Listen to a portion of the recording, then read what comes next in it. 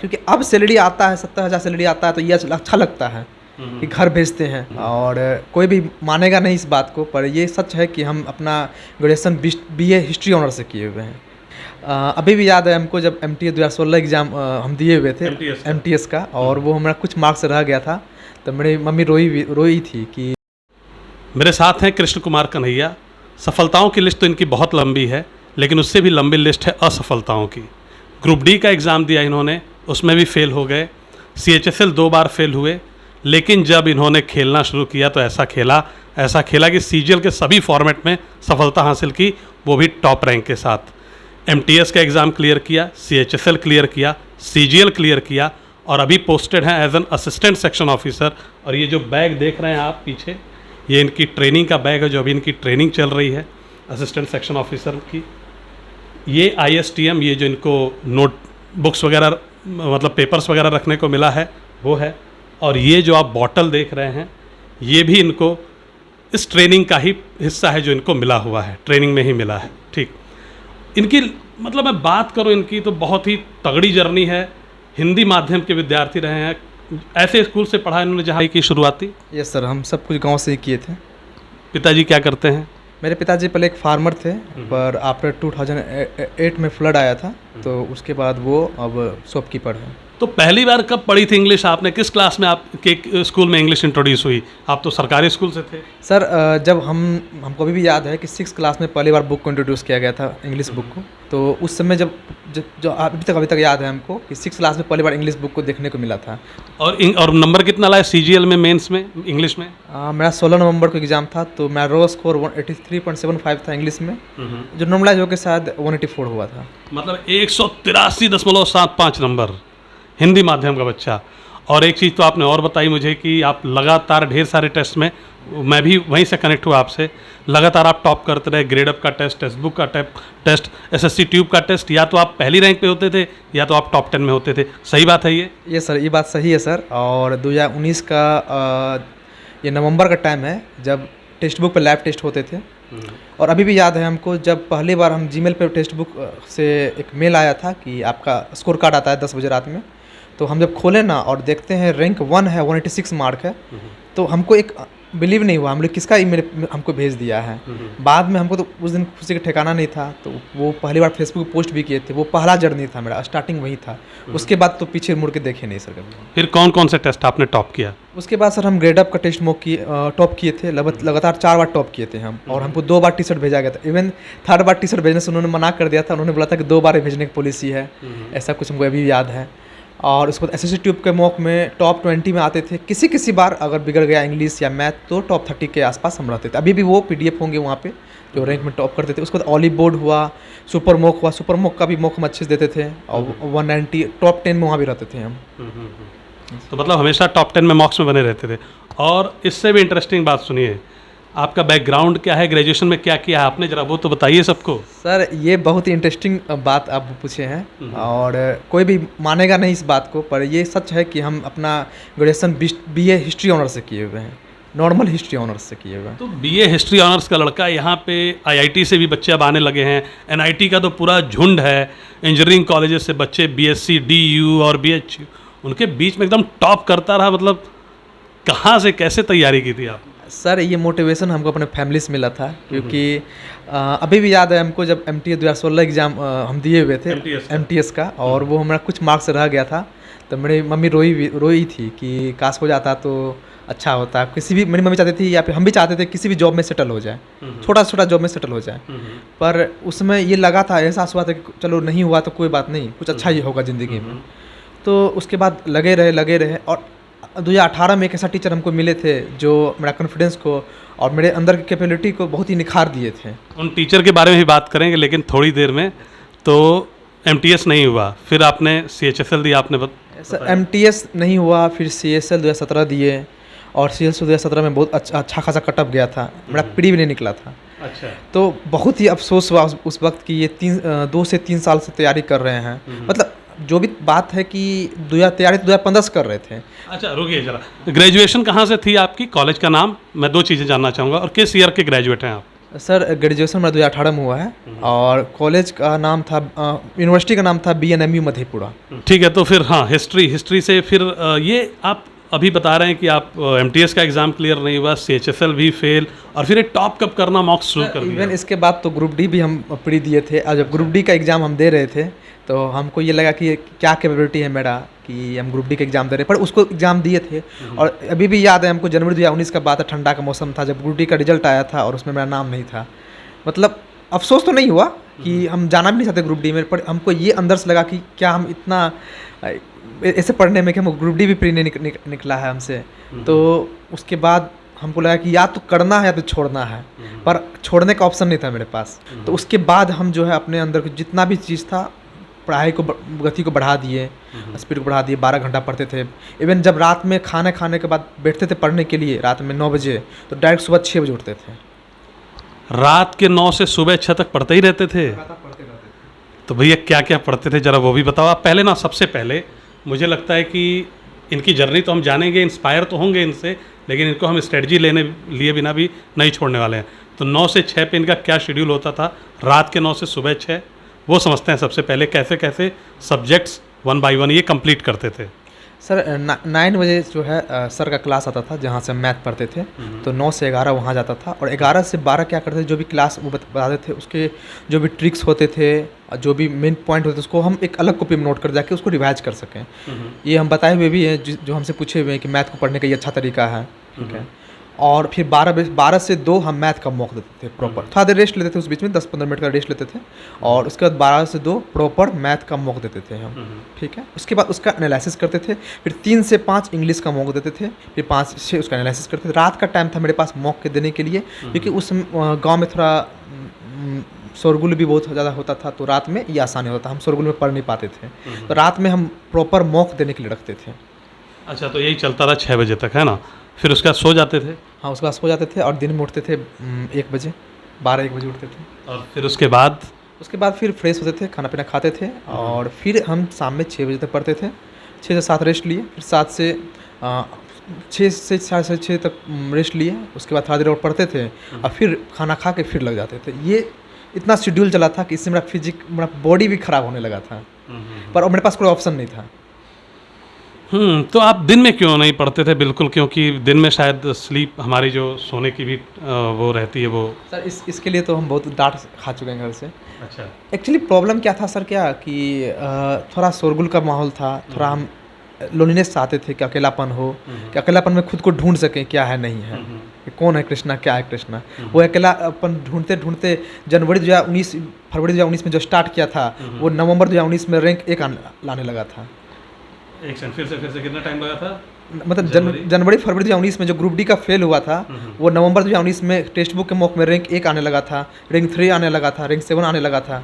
मतलब 11 महीने की कंटिन्यूअस लगातार मेहनत के बाद आप कॉन्फिडेंट होने लगे थे कि अब सिलेक्शन कोई रोक नहीं सकता है।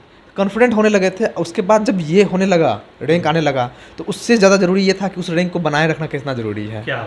ठीक है, ये बहुत ज़रूरी था मेरे लिए, कि क्योंकि इवन उस रैंक को पाने के बाद भी मुझे बहुत सारे दोस्त ने बोला कि तुमने फेक लाया है, तुम्हारा रैंक फेक हो सकता है, ये कि 186 पॉसिबल नहीं है, और खासकर जीके में 46 मार्क पॉसिबल नहीं है। हम बोले भाई पॉसिबल तो इतना कुछ है कि वो दिखता है, क्योंकि हम जीके में 9 मार्क थे मेरे एक बार CSL में, एक बार ग्रुप डी भी शायद नहीं निकला था, जीके कारण नहीं निकला था। तो उसके बाद हम जीके को और अच्छा से पढ़ने लगे थे। मतलब 9 मार्क्स से लेके 46 मार्क का सफ़र जीके में, हिंदी मीडियम से होते हुए 184 मार्क्स इंग्लिश में, और BA हिस्ट्री होते हुए मैथ्स में कितने नंबर थे ये भी बता दो आप। मैथ्स में सर हालांकि कुछ रॉन्ग हो गए थे, 185 मार्क्स थे मेरे। 185 नंबर, 185 थे, और CGL 20 में थोड़ा ठीक ठाक रहा, 188 नंबर आया। 188, क्या बात। तो ये सारे एक्सेप्शनल जो वो रहा। एक आपने बताया कि आपका जो रूटीन, लेकिन आपने जो रूटीन बताया वो आपकी आधी तैयारी होने के बाद की रूटीन है, जब आप मॉक्स पे शिफ्ट हो चुके थे। उससे पहले का क्या आपका शेड्यूल होता था? कैसे आपने तैयारी की, कैसे वहाँ तक पहुँचे कि आप मॉक दे पाओ? तो जैसे ये तो थोड़ा आगे बढ़ गए हम, तो ये क्या था कि जैसे 2018 में हम 2015 में सर पटना शिफ्ट हो गए थे, और 15 से 18 पटना रहे, पर इस बीच में हम गारंटी देते हैं कि जितना प्रिपरेशन मेरा हुआ उसका 2% भी नहीं हुआ था। कि बार बार घर आना, बार बार फॉर्म भरना, ये एग्ज़ाम वो एग्ज़ाम, बीए का ये एग्ज़ाम वो एग्ज़ाम, तो इसमें बहुत सारा ये हो गया। और पटना में जो टीचर मिले उनसे भी कुछ खास पढ़ाई नहीं हो पाया मेरा, क्योंकि वो टीचर सब भी सही नहीं लगे मुझे। तो 2018 में जब हम एक टीचर पास पढ़ने लगे, तो पहले मेरा ये था कि कोई हमको अच्छे स्टूडेंट ने सलाह दिए थे कि पहले तुम अपना रेवेन्यू कैपिटल को जनरेट करो, तब उसको इन्वेस्ट करना। कैपिटल जनरेट है कि जो तुम सीख रहे हो वो तुम्हारा कैपिटल जनरेट हो रहा है, उसको तुमको इन्वेस्ट करना है मॉक पे। अभी इतना मॉक मत दो। मॉक हम भी देते थे, मॉक में 100 नंबर आते थे, 200 में 100 110 ऐसे नंबर आते थे, मैथ में 20 नंबर आते थे, इंग्लिश में 20-30 नंबर आते थे, रीजनिंग में 30-40 नंबर आते थे। तो पहले बोले कि इसको जहाँ जहाँ वीक पॉइंट है उसको अपना स्ट्रॉन्ग करो। तो 2018 के बाद लगभग अगस्त सितंबर के बाद इसमें लगे। उसी बीच में ग्रुप डी भी फेल हो गए, उसी बीच में सीजन 17 भी फेल हो गए। तो थोड़ा सा तो डेविएशन आया, पर जनवरी 2019 में हम लग गए थे। मेरे रूटीन में ये नहीं था कि कब पढ़ना है, मेरे रूटीन में ये था कि कब नहीं पढ़ना है। मैं हमेशा रूटीन बनाए हुए थे। तो कब नहीं पढ़ना है, कब नहीं ये बताओ आप। हाँ, कब नहीं पढ़ना है, जैसे आप खाना खा रहे हैं, बाथरूम जा रहे हैं, ठीक है, और कोई काम आ गया, ब्रेक लेना है, बस वो नहीं पढ़ना है। या फिर जब सो रहे हैं, जब सब सो रहे हैं, बाकी हर टाइम पढ़ते ही रहना है। बाकी हर टाइम पढ़ते ही रहते थे। इवन इतना पढ़ते थे कि मेरी मम्मी हमको बोलते थे इतना भी मत करो, थोड़ा रेस्ट ले लिया करो, ठीक है। इतना आज तक हम कभी अपने मम्मी से या अपने भैया से किसी से डांट नहीं सुने कि तुम पढ़ाई क्यों नहीं कर रहा है। उसके बाद ये हो गया। डांट ज़्यादा पड़ती थी कि ज़्यादा पढ़ रहा है? नहीं, डांट तो नहीं पड़ती थी, लेकिन कभी कभी थोड़ा डेविएट हो जाता था। मैं बोलते रेस्ट ले लिया करो, हमेशा इतना पढ़ना जरूरी नहीं है, रेस्ट ले। तो कितने घंटे आपने मैक्सिमम, मतलब एक लंबे टाइम तक, जैसे मैं देखूं 1 महीना 2 महीना, कितने घंटे तक आपने मैक्सिमम पढ़ाई की? सर हम जो हैं फरवरी 2019 से जो स्टार्ट किए थे, वो हम अक्टूबर 2020 तक अप्लाई किए उसको। ओके, तो कितने घंटे हो जाती थी पढ़ाई डेली? सर एवरेज 10 घंटे। और किसी दिन अगर 3-3 मॉक देना है, 4-4 मॉक देना है, तो वो 14 घंटे तक पहुंच जाते थे। 10 घंटे से 14 घंटे, लेकिन वो बड़ी ही इफेक्टिव, क्योंकि मॉक मतलब पूरी एनर्जी मांगता है ना। ऐसे नहीं होगा कि बस आराम से पैसिव वे में पढ़ रहे हैं आप। हाँ, मॉक सर बहुत ही एनर्जी मांगता है। मॉक देने के लिए आपको प्रॉपर माइंडसेट चाहिए, नहीं कि आप किसी भी मेंटलिटी से आए मॉक दे दिए आप। वो एक माइंडसेट मांगता है। और जैसे 10 से 14 घंटा पढ़ते थे, किसी दिन एग्जाम हो गया, उसी बीच में हम क्या करते थे कि अपने रेस्ट को इंक्लूड कर लेते थे कि इसी बीच में मेरा रेस्ट भी हो गया है। और सैटरडे संडे क्या करते थे कि जितना से जितना मॉक हो सके उतना दे सकते थे, और उसको एनालिसिस कर लेते थे। ये एनालिसिस बहुत ज़रूरी है, मॉक का एनालिसिस एक बहुत ही ज़रूरी है। क्या गलती कर रहे हैं, क्या सीख रहे हैं, तो वो बहुत हमको हेल्प करता था। ठीक है, तो अभी भी एक क्वेश्चन अटका हुआ है कि शुरू में आप मॉक से पहले जो पढ़ाई करते थे उसके लिए क्या आपने पर सब्जेक्ट को टाइम डिवाइड कर रखा था? कैसे? पर सब्जेक्ट का टाइम डिवाइड था। 2018 में जुलाई में जो हम सर से पढ़ना स्टार्ट किए, तो हम ये देखे कि एसएससी का एक मार्केट है, ये बहुत सारे टीचर हैं और बहुत अच्छे टीचर है। ऐसा नहीं कि टीचर ख़राब भी है, पर आप किसी एक पे स्टिक रहिए और उनको फॉलो करते जाइए। तो जो सर को हम चूज़ किए थे वो हमको सही लगे, तो उन जो भी पढ़ाते थे उसको हम इंक्लूड करते थे। 4 घंटे मैथ के लिए निकालते थे, 2 घंटे उनका क्लास था और 2 घंटे उनको पढ़ते थे, 2 से 3 घंटे उनको पढ़ते थे। इंग्लिश के लिए 4 से 5 घंटा हम लगाते थे। इंग्लिश थोड़ा हमारा वीक पॉइंट था। जीके के लिए 3 घंटे लगाते थे, और रीजनिंग जो है हमारा मॉक से कवर हो जाता था। कुछ पॉइंट जो अब जैसे रीजनिंग में स्टेटमेंट में वीक था, तो वो हम सर से पढ़ते थे। यूट्यूब पे सर हैं, तो उनसे पढ़ लेते थे कि स्टेटमेंट कैसे बनाएं, डायस को कैसे पढ़ें, डायस को कैसे जल्दी सॉल्व कर सकते थे। ठीक है, जैसे सैटरडे संडे को क्या होता था कि कुछ नया चीज़ सीखना है, डायस को इस तरीके से निभा सकते, इससे क्या होता था कि टाइम बचे। एसएससी के फील्ड में या मॉक में टाइम बचाना बहुत ज़रूरी होता है, तो नया चीज़ हम सीखते रहते थे।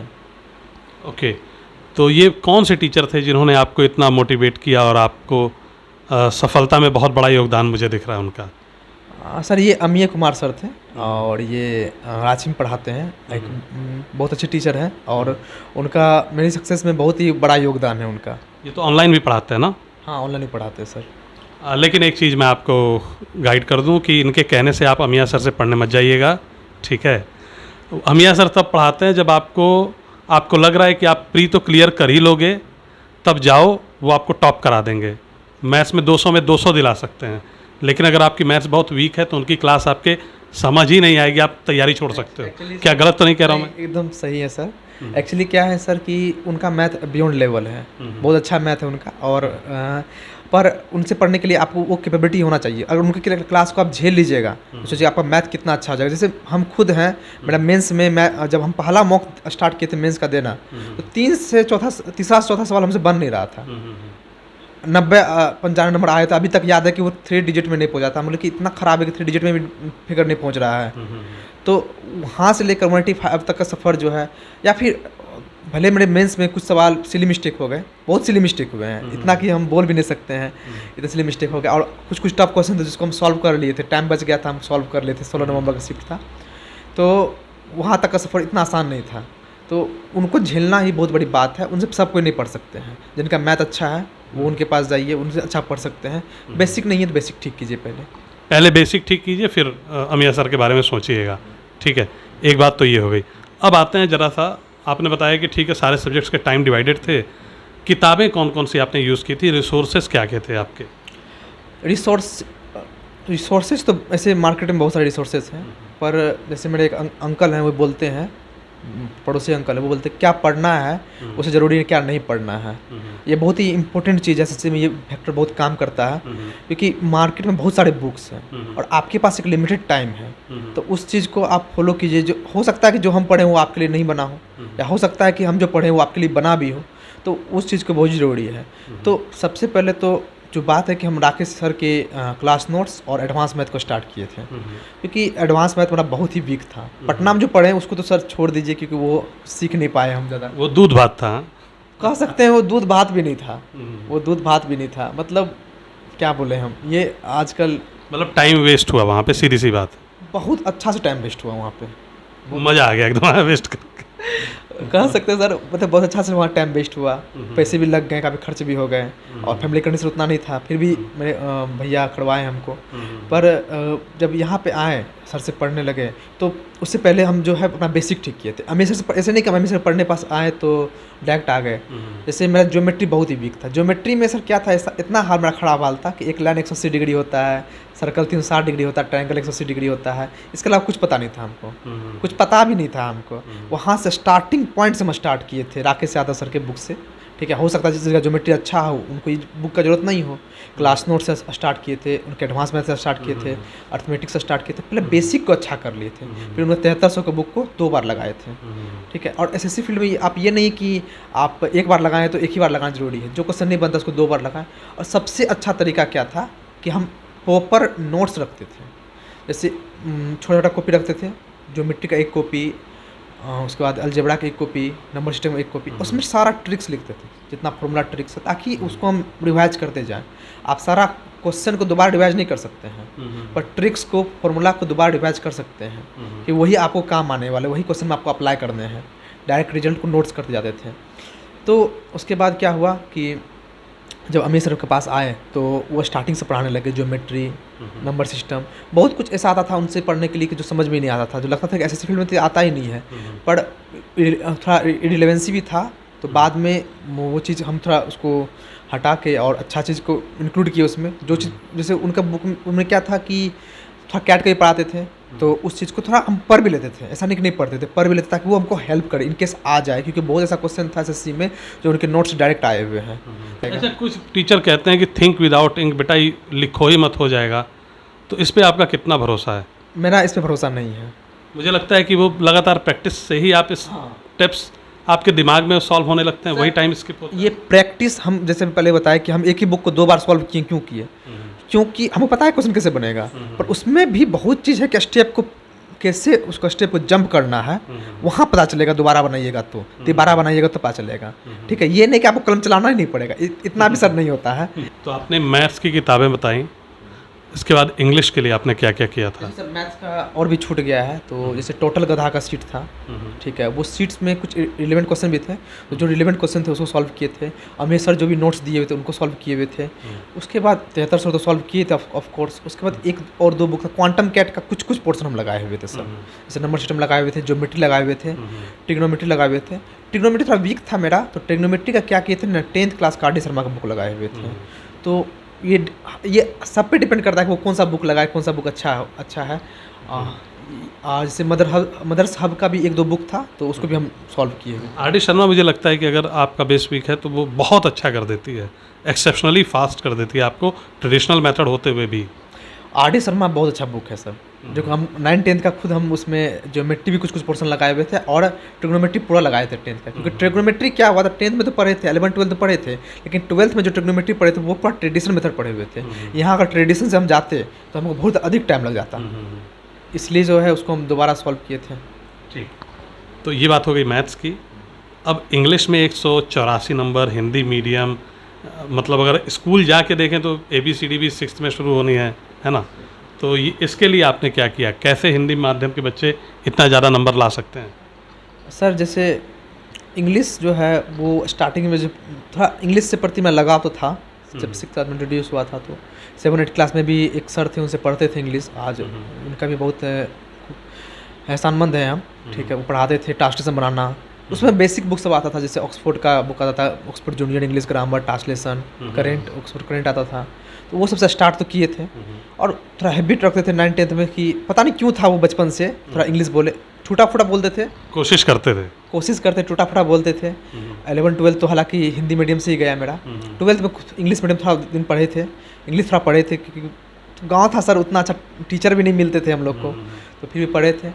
जब हम इस फील्ड में आए और इंग्लिश देखें तो हम बैंक का इंग्लिश जब देखते थे तो एक तो समझ आता नहीं था, SSC का इंग्लिश था समझ में भी आता था। जब स्टार्टिंग किए थे तो 50 में 15 नंबर 20 नंबर से आता था इंग्लिश में, 15-20 नंबर भी बहुत बोल दिए, वो रेयरली ही आता था, 10 नंबर 15 नंबर से आता था, बहुत वर्ड का मीनिंग पता नहीं था।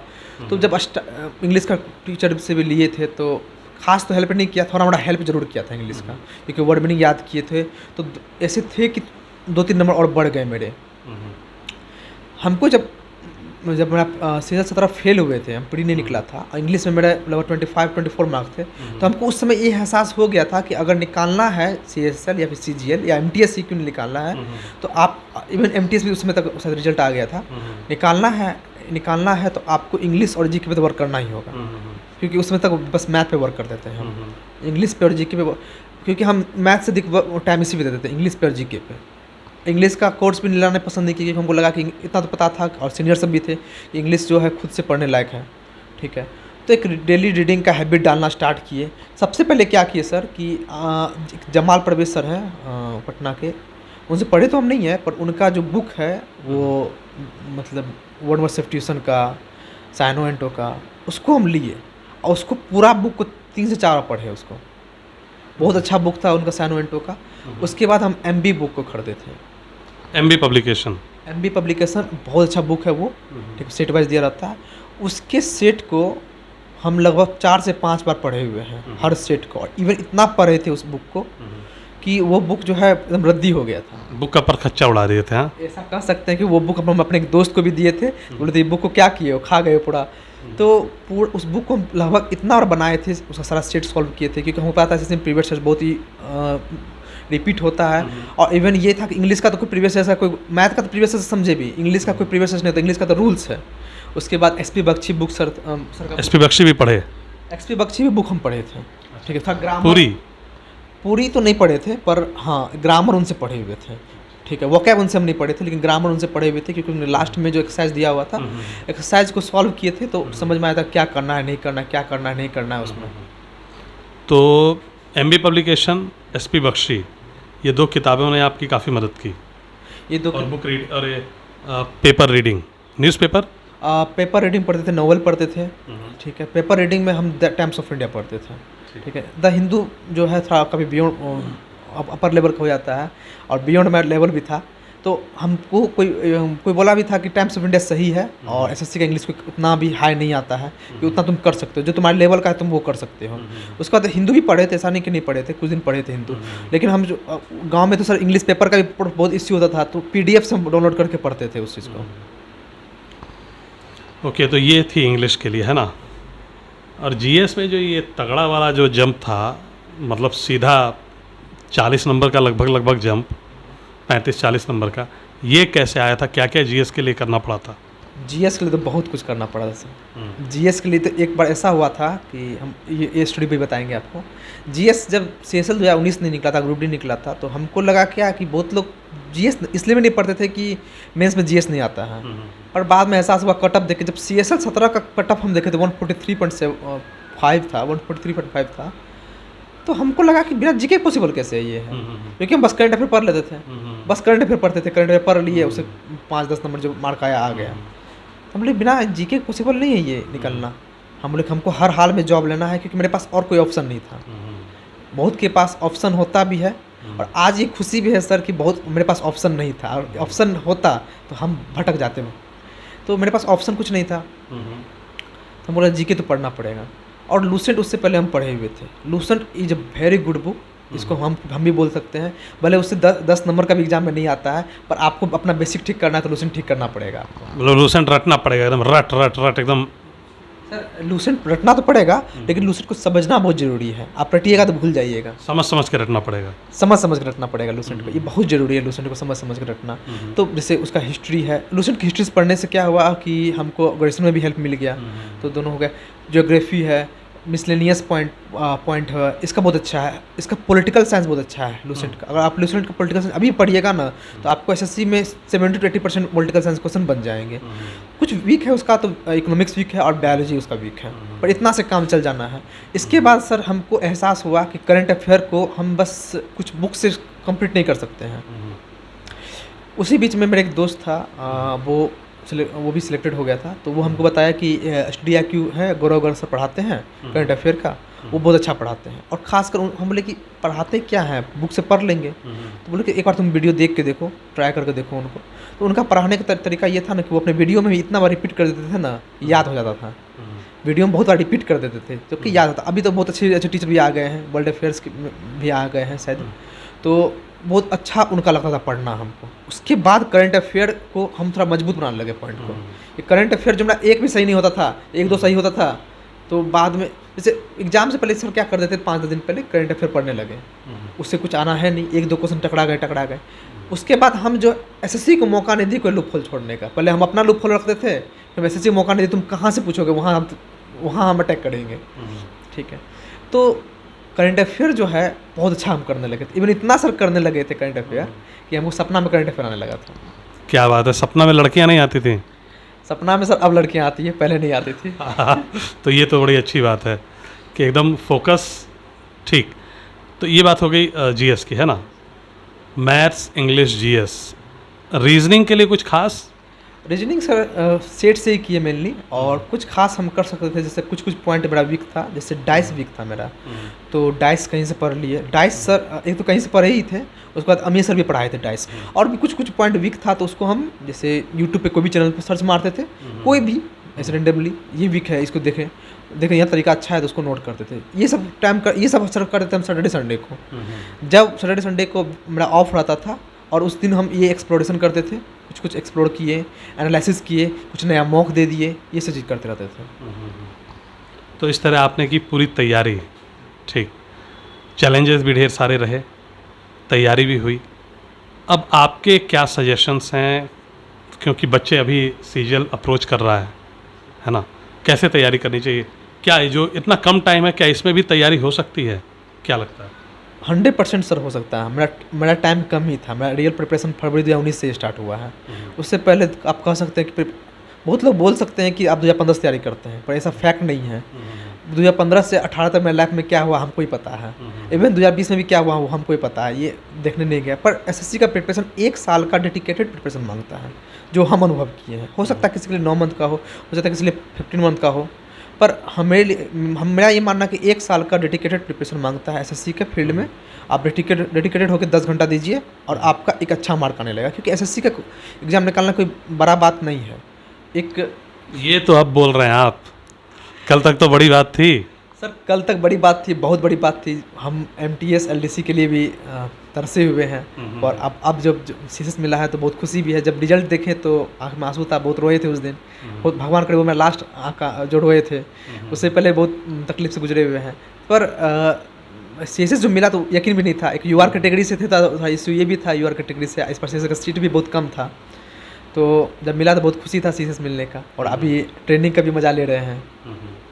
तो इससे पहले सर ये भी था कि एमटीएस हो जाए, ग्रुप डी भी हो जाए, ये भी हो जाए, पर कभी कभी नहीं होता है ना तो अच्छा होता है। ये अब भी लग रहा है, जैसे मेरे भी एक दोस्त है, उसका भी नहीं हो रहा था, सीएसएल कभी नहीं हुआ, वो सीजन में अच्छा स्कोर की हुई है। तो ऐसा बहुत हम जानते हैं, करने भी वाली है, तो ऐसा बहुत को जानते हैं कि वो अब वो बहुत डेडिकेशन है उसमें। यही बात है सर, डेडिकेशन बहुत इंपॉर्टेंट है। तो मतलब देर आए दुरुस्त आए, है ना? देर आए दुरुस्त आए, और एक बार में ही आए। फर्स्ट अटेम्प्ट था सीजीएल 19 मेरा। इससे पहले जैसे सीजीएल 17 भी फेल हुए थे। अच्छा, इससे पहले जितना फेल हुए सीजीएल में नहीं हुए, है ना? सीजीएल में फेल नहीं हुए क्योंकि सीजीएल ग्रेजुएशन के बाद ही आया था। हो सकता है ऐसा भी, या हो सकता था कि हमको भगवान प्रिपेयर करवा रहे थे कि तुम सीजीएल के लिए बने हो, तुम सीएसएल के लिए नहीं बने हो। ठीक है, सीएसएल 2 बार फेल भी हुए, लेकिन उसमें सीएसएल 18 में मेरे अच्छे मार्क्स थे, 177 मार्क्स थे मेरे। प्री के जो रैंक था मेरा 100 to 50 के आसपास था। डिस्क्रिप्टिव में थोड़ा कम मिले, पर उसके आसपास था मेरा रैंक। वैसे इसमें आपकी क्या रैंक थी सीजीएल में? सीजीएल में रैंक ऑल इंडिया रैंक 268 है मेरा। 268, क्या बात है। और सीजीएल 20 में भी ठीक ठाक मार्क्स है। डिस्क्रिप्टिव में कम मार्क मिला, 53 मिला, 592 है। तो अब देखते हैं।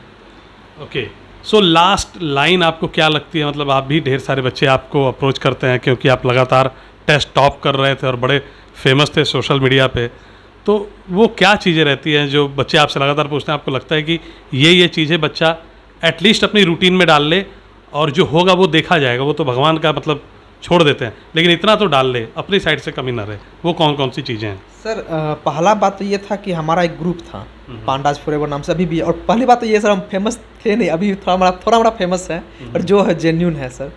तो पांडाज फॉरएवर नाम का ग्रुप था सर, अभी भी है, चल रहा है वो। उसमें हम लोग क्या करते थे, डेडिकेटेड एक प्रिपरेशन रखते थे। कोई भी टीचर आपको पढ़ा के चला गया वो एक अलग बात है, लेकिन 10-15 बंदे, 20-25 बंदे मिलके, स्टार्टिंग ग्रुप छोटा था, 10-15 बंदे का था, वो अब फिर 50 तक चला गया। हम लोग एक डेडिकेटेड मॉक का शेड्यूल रखते थे, ये रखते थे कि आज ये पढ़ना। इससे क्या होता कि कभी लैक नहीं हो पाते थे। ये आज के ज़माना, आज हमको लगता है ये बहुत ज़रूरी है कि आप अपने दोस्त सबके साथ मिलके एक डेडिकेशन बना के पढ़ाई कर रहे हैं। क्योंकि कुछ दिन के बाद क्या होगा, 10 घंटे पढ़ते पढ़ते 2 महीना बाद जब रिजल्ट नहीं आएगा, ये सब दोस्त को देखेंगे फेसबुक पे फोटो लगाते हुए, थोड़ा सा डिमोटिवेट आप हो जाएंगे। तो ये ज़रूरी है कि आप किसी ग्रुप अपने आप को मोटिवेशनल को बनाए रखिए, मॉक देते रहिए, मॉक का एंजॉयमेंट भी लीजिए, टॉप कीजिए उसमें। ठीक, आप ये रखिए कि आप कैसे अपने आप को बढ़ाते हैं, ऊपर कैसे करते हैं, ये बहुत ज़रूरी है। और उसके लिए ज़रूरी है कि आपका जो ग्रुप हुआ उसमें एटलीस्ट आप जैसे लोग हों, एटलीस्ट ये आपसे बढ़िया हों। सर कहते हैं ना कि आप if you are in good class, you are not, क्या ना बोलते हैं, if you are good at your class then you are in the wrong class, शायद ऐसे कुछ बोलते हैं। तो वही बात था, मेरे ग्रुप में हम सबसे लास्ट ही कह सकते थे। ठीक है, पर ठीक ठाक रैंक रहा उसके बाद। तो वो ग्रुप का एक बहुत अच्छा शेड्यूल चलता था, मोटिवेशन स्टोरी भी आते रहता था, मोटिवेशनल देखते रहते थे क्या करना नहीं करना है। दोस्तों से सैलरी स्लिप मंगवाते थे कि भाई सैलरी बताओ कितना है, क्योंकि अब सैलरी आता है 70,000 सैलरी आता है, तो ये अच्छा लगता है कि घर भेजते हैं।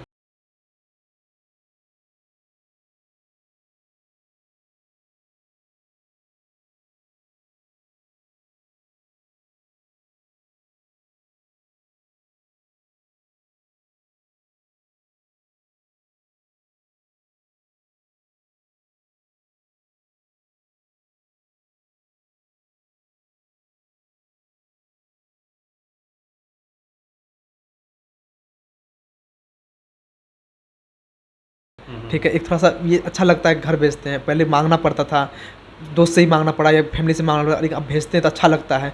ये लगता है कि हाँ चलो सैलरी आ रहा है। ठीक है, अच्छा ये चीज़ अच्छा लगता है। 2 मंथ तक सैलरी भी उठा लिए हैं हम भगवान की कृपा से।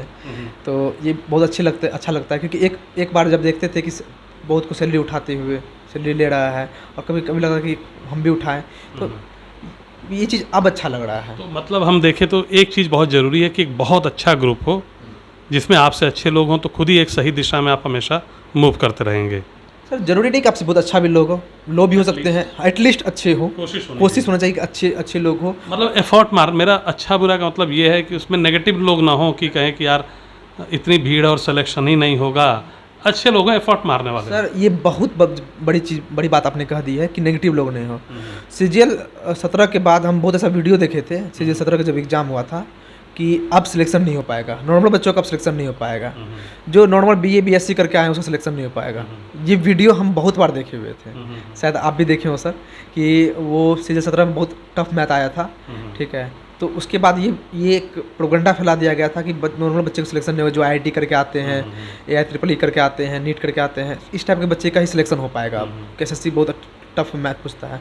उसके बाद अमीर सर एक वीडियो निकाले थे, अभी तक वो वीडियो हम लगभग 10 बार देख चुके हैं, उस समय तक 10 बार देख चुके थे। वो वीडियो में बताए थे कि ये मैथ कहीं से आया नहीं है, ये कंसेप्ट है जो SSC बाद में पूछा है। हर बार रिपीट पूछता है, आप नया चीज़ कहाँ से कीजिए, 200 मार्क ले आइए, ये तो बात नहीं है। तो अमीर सर बताए थे कहाँ से नहीं आया था, उनसे ही वो मोटिवेशन हमको मिला था कि नहीं हम कर पाएंगे ये चीज़ को, क्योंकि तब तक हमको ये लगा था कि सीजीएल हमसे नहीं होने वाला है, ये हम मन में बैठा लिए थे, और हम MTS या CSL करके खुश हो जाएंगे लाइफ में, 30,000-31,000 सैलरी हो जाएगा, वो खुश हो जाएंगे। और आज हम अपने घर उससे अधिक भेज रहे हैं कभी कभी, ठीक है। ये तब अच्छा लगता है कि जितना कमा रहा है मेरा दोस्त, बहुत मेरे दोस्त CSL में है, वो कमा रहे हैं, उससे अधिक हम भेज रहे हैं। सीजीएल का जॉब एक रिस्पेक्टेड जॉब है, ठीक है, तो ये बहुत अच्छा फीलिंग लगता है सर। एक लास्ट क्वेश्चन आपसे, किस मंत्रालय में अभी पोस्टेड है? सर अभी हम ministry of health and family welfare में हैं, और ये एक अच्छा मिनिस्ट्री है, सब कुछ ठीक ठाक है। तो मेरे ख्याल से हमने इस वीडियो में काफ़ी चीज़ें कवर की। आपको एक आइडिया लगा होगा कि कौन सी चीज़ें बड़ी इंपॉर्टेंट हैं, ये बुक लिस्ट और टाइमिंग के अलावा भी, जो आपकी सफलता में बहुत बहुत ज़्यादा मदद करने वाली हैं। वीडियो को यही ख़त्म करते हैं। Thank you everyone, have a nice day, bye.